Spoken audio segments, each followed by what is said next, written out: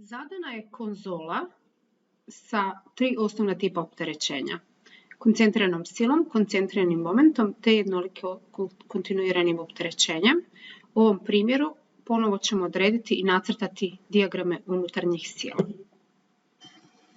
U prvom koraku radimo pretpostavku reakcija i to ih radimo sukladno zadanom opterećenju. S obzirom na vertikalno opterećenje koje djeluje od gore prema dolje, odmah pretpostavljamo da će RAV ići prema gore. Za RAH vidimo da je neće biti, ali smo je skicirali. Kod momenta MA radimo pretpostavku i to u najvećem broju slučajeva radimo tako što promatramo točku A i gledamo kako zadane sile vrte oko točke A. Ako zamislimo da sve sile vrte oko točke A, vidimo da jednoliko kontinuirano opterećenje će vrtjeti u smjeru kazaljke na satu, sila od 30 kN će vrtjeti u smjeru kazaljke satu, kao i zadani moment. Sve tri aktivne sile vrte u smjeru kazaljke na satu, pa sukladno tome MA koje vrti suprotno od smjera kazaljke na satu mora dati točan predznak ovako kako je nacrtan. Znači to ne znači još sigurno da li će moment biti plus ili minus, nego time definiramo predznake. Ukoliko kao rezultat dobijemo reakciju koja će biti plus, to nam znači da je predznak pozitivan, ali nam ne znači s koje strane će biti moment, niti s koje strane će biti poprečna sila. Tako da u ovom slučaju kod određivanja reakcija ne trebamo se buniti sa predznacima reakcija i sa predznacima unutarnjih sila. To ćemo još dodatno objasniti kasnije. Prvo što radimo to jeste računamo reakcije i uvijek reakcije računamo iz standardnih uvjeta ravnoteže, sume momenata na točku A, sume momenata na točku B, ali u ovom slučaju radimo prvo sumu momenata na točku A, znači ovdje, da bi odredili moment u točki A. Time isključujemo RAH koji smo zaključili da nema i RAV koja prolazi kroz tu točku. Tako da ćemo na osnovu svih aktivnih sila odrediti reaktivni moment MA. Konvencija nam ostaje ista i s obzirom na konvenciju rekli smo da kod reakcija primjenjujemo princip da uvijek ispisujemo sve sile koje imamo i izjednačavamo sa nulom jer je tako postavljen uvjet ravnoteže. Sve što ide u smjeru zadane vrtnje će biti plus. MA prema tome će također biti plus jer ide u smjeru. Znači to je samo predznak u jednadžbi. Sljedeće što imamo je minus 10 puta 2 puta 3 metra. Rekli smo da vrti suprotno od konvencije. 30 puta 4 te 20 kN. I to je jednako nuli. MA je tu jedina nepoznanica koju kada odredimo dobijamo da je 200 kN. Napominjem da ovaj predznak plus koji imamo ne znači da se moment u točki A da će biti pozitivan, niti da se nalazi sa donje strane, niti da se crta sa donje strane, nego isključivo znači da je pretpostavka vrtnje momenta i to reaktivnog momenta točna. Znači to ne znači ništa drugo. Kasnije ćemo to i potvrditi. Da bi odredili reakciju RAV koristimo sumu momenata u točki 3. Imamo konvenciju. Redom kako smo i do sada naučili raspisujemo sve vanjske sile, ili u ovom slučaju ovo je reaktivni moment, mijenjamo pripadajuće predznake i mijenjamo udaljenosti. Pa pišemo, ako promatramo sada moment A, nam vrti isto kao i konvencija pa će biti plus MA. Sljedeće oko točke 3. Jednoliko kontinuirano opterećenje vrti isto kao i konvencija pa će biti plus 10 puta 2 puta ponovo 3 metra jer je to ova mjerodavna udaljenost.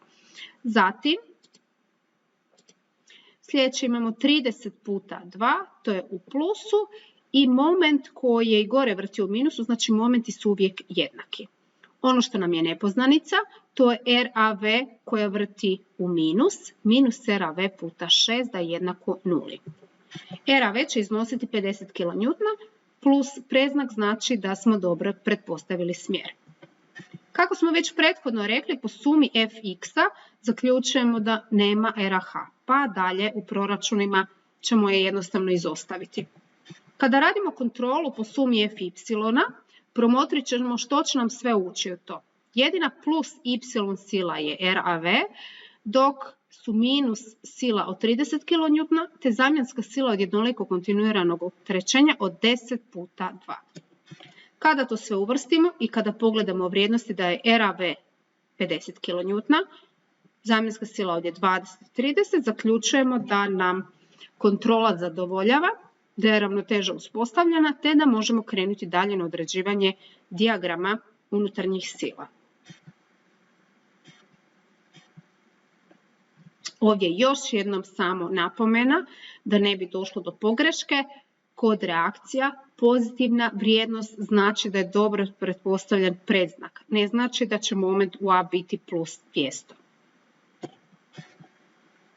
Evo ga, tu smo sada maknuli RH, idemo dalje na izračun unutarnjih sila i to prvo momenata savijanja. U ovisnosti o tome koji isječak gledamo lijevi isječak, to znači da ćemo uzeti desnu konvenciju, ako gledamo desni isječak uzimamo lijevu konvenciju, to smo već naučili. Idemo redom. Ono što je jasno da je moment u A nije jednak nuli, međutim ukoliko niste sigurni da li je moment plus ili minus, nacrtajte isječak tog dijela kao što je ovdje prikazano i s obzirom da je to lijevi isječak uzimamo desnu konvenciju.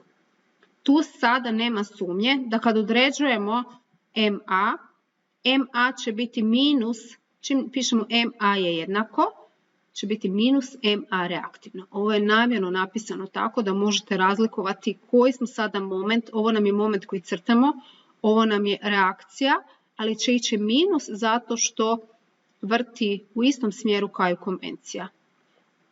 S obzirom na sva znanja koja imamo, mogli bi odmah zaključiti da MA će također vrtjeti iz dijagrama prema nosaču, pa da će zato biti predznak minus, odnosno bit će nacrtan gore, ali ukoliko niste sigurni, uvijek je bolje ovako to provjeriti. RAV naravno ne ulazi u izračun za MA, zato što bi krak bio jednak nuli. U sljedećem koraku računamo moment u točki 1. Ovdje samo je još jedna napomena za crtanje dijagrama prema vrtnji. Ukoliko niste sigurni za crtanje dijagrama prema vrtnji, na ovaj način točno vidite da je moment ipak 200, a ne onih plus 200, jer je plus 200 samo predznak od reakcije. I to je stvarno jako česta greška kod konzolnih nosača, da se tu studenti tu pogriješe i da rade konstantnu pogrešku kod tih predznaka. Tako da samim tim na ovaj način dobivate nedvojbeno rješenje. Sljedeći korak je točka 1, konvencija koja je pripadajuća i jasna i idemo sada, to je lijevi isječak, nacrtali smo desnu konvenciju, idemo računati moment u točki 1. Tu pišemo M1 jednako je, MA vrti kao i konvencija pa je minus, RAV vrti suprotno od konvencije na udaljenosti od 2 metra, tako da će biti minus MA reaktivno plus RAV puta 2 za izračun momenta u točki 1. I to ćemo dobiti da je M1 jednako je minus 100 kN. Znači to ćemo ponovo crtati sa gornje strane. Sljedeći presjek je uzet sa ove ovdje strane i to zašto? Sada ćemo sve to lijepo pojasniti. Znači uzeli smo desni isječak, za desni isječak koristimo lijevu konvenciju, sve što vrti u smjeru konvencije, sve što je isto u smjeru konvencije će biti minus, sve što je suprotno je plus.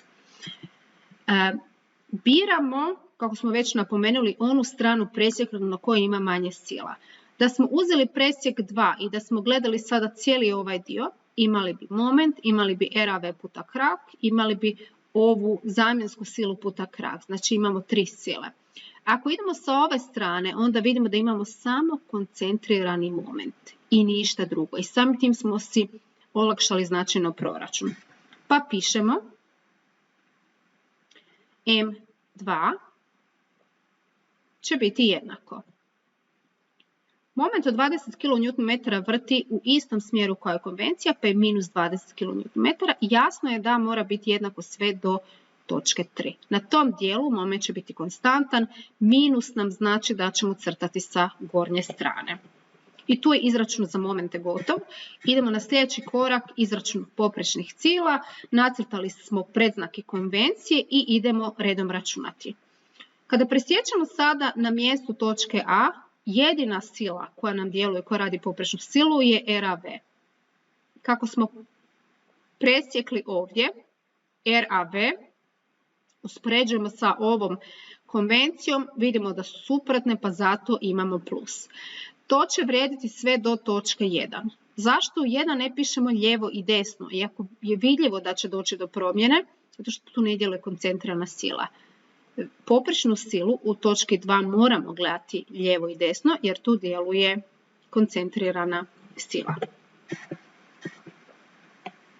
Ponovo gledamo onu stranu na kojoj imamo manje sila, da si olakšamo.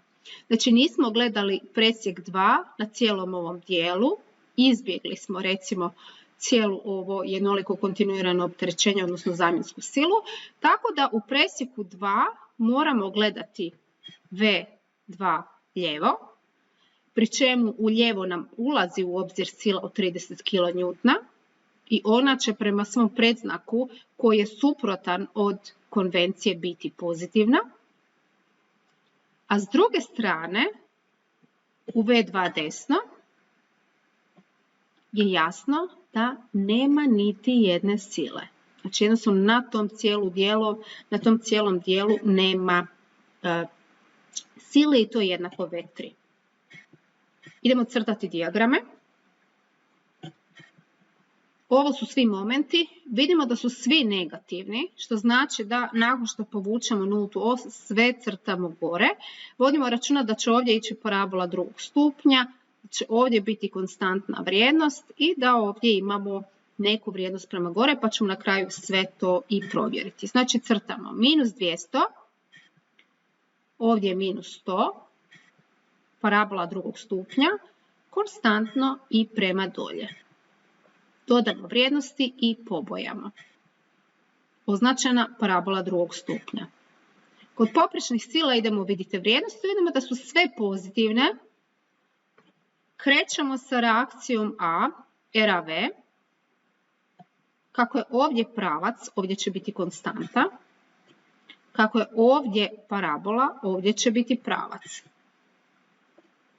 Spuštamo silu za 30 kN. Ako je ovdje konstanta, poprečna sila je 0. Označimo vrijednosti, pobojamo, označimo sve predznake i radimo kontrolu. Lom od sile RAV, ovdje taj lom nije toliko vidljiv. Vrtnja momenta od 20 kN. Vrtnja momenta od MA, sve se poklapa. Skok za 50 kN od RAV i skok za 30 kN na mjestu koncentrirane sile.